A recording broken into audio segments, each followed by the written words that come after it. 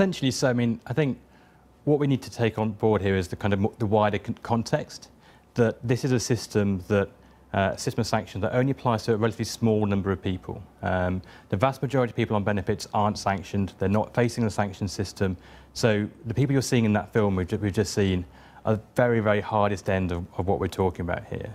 Secondly, there's a huge amount of international evidence that shows that conditionality or requirements placed on people who are on benefits, backed up by financial sanctions, penalties for not doing what they should be in terms of looking for work, is effective in getting people back to work more quickly. And thirdly, that this is a system that's supported by both the vast majority of the public, but also benefit claimants themselves. And that was one of the surprising things from my review. We spoke to a lot of benefit claimants, to charities who support benefit claimants, and even people who've been sanctioned. And they supported the principle behind the system. What's your reaction as you watch that film? I mean, do you think those people should have been sanctioned, or do you think they're just, if you like, the cost of a sanctioning system, that you're going to have some people who shouldn't be sanctioned who are sanctioned? Because I mean, it looked like some of them were going to find it quite difficult to get a job, I think, probably, weren't they? Absolutely. I mean, I think this is probably not for me a question of whether they should or should not have been sanctioned, but the fact they've been sanctioned means that they've not been seeking work, or they've turned down a job opportunity that was available to them. What my review said was that in certain situations where people are obviously vulnerable, we're talking homelessness here, that should act as a signal for people to step in and provide more support for those people so they can get themselves out of that situation. Did you see I, Daniel Blake, the movie? I've not seen it. You've not seen it. Ken Loach, do you recognise this basic finding that some conditionality in a system that says you've got some responsibilities and you're punished if you don't, if you don't meet them, basic responsibility? Do you accept any of that at all in a benefit system? Well, I think what's clear is that sanctions are a cruel and vindictive way of treating vulnerable people. People are set up to fail. The system is there in order to trap them. When they go to a job centre, they're not shown the jobs that are available. The job coaches aren't allowed to show them what jobs are available. And people are in fear. And a lot of people are sanctioned because of the work capability assessment. And that again, I mean, we heard stories of a man who had a heart attack in the course of the assessment. He had to go to hospital. He was sanctioned because he couldn't complete the assessment. There are kind of absurd stories of people sanctioned for being a few moments late. And of course, we know job centre staff, and I don't know if Matthew Oakley got this in his report, but job centre staff are given targets. They call them expectations. And if they don't sanction a certain number of people per week, then they themselves get into trouble. Let's just pick up that specifically. The DWP staff told us this all the time. Let me put that specifically to Matthew. So many people have left the DWP because of that because of that terrible atmosphere they have to work in. Matthew, is that actually correct, that they have to sanction a certain number of people? Well, I'm telling you it is correct. They told us. Let me just turn that around the other way. Wouldn't you be more concerned if we didn't know how many people a particular job centre office were sanctioning?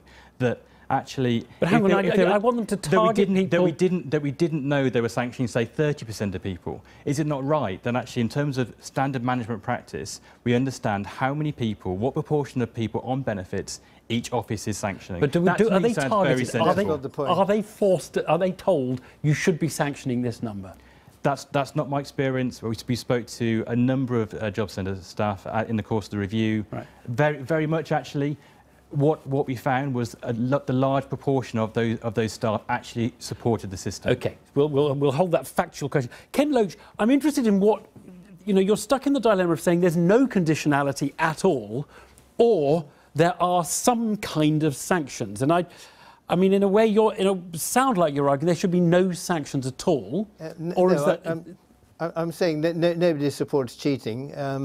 And nobody supports tax cheats, but they don't seem to get the same coverage. I mean, I think yes, of course, people should not cheat, and there should be a way of dealing with that. But when you stop people's money, you force them into the direst poverty. They have nothing. They're driven onto the streets. They're made homeless. Yeah. They're driven to food banks. And just think, last year, out of one group of food banks, 1,100,000 food bags were given, 1,100,000. 500,000 of those went to families where there were children. Children would not eat. unless people put tins into a charity bag. Now, don't you think that's absolutely disgusting? And we take that now, we accept that as, that's part of our society now. And that's the system that Matthew Oakley appears to be defending. I mean, what I would say, this is a system that certainly the vast majority of the public actually support. That claimants that we've spoken to, the claimants support the system. That's not to say there are some vulnerable people who need more help to manage that system more effectively. There are quite a lot of people who are... We have a binary system. You're sort of either capable for work and have to go and look for it, or you're not. But there are a lot of people who are kind of on the margins, and they're going to find working quite difficult. They have ragged lives, or the responsibilities are actually just a little bit onerous for where they are, or they have low-level mental health difficulties. And are we applying sanctions to those people? Because I think most people who believe in sanctions would say we do not want sanctions applied to people who are not going to be capable of holding down a job. I think the point here is we need to understand here that... Matthew and then Ken. Go on, Matthew. We need to understand what a sanction is here. This is not people being sanctioned for not being in work. Being unemployed or out of work is not the cause of a sanction. It is not doing what you've agreed to do. Remember, let's remember that people are agreeing to do these things. It's seeking work, it's taking steps towards work. In your case of a mental health condition, it might be actually you're taking steps to prepare yourself for work, to take on some kind of activity which improves your health condition. This isn't people being sanctioned for not being in work, it's for not taking the steps towards work they've agreed. Ken Loach, you can have the last word. Well, people are sanctioned when they're in work. A woman was sanctioned for going on leave when she was on a 0-hours contract. She was sanctioned for that. But we're missing the point.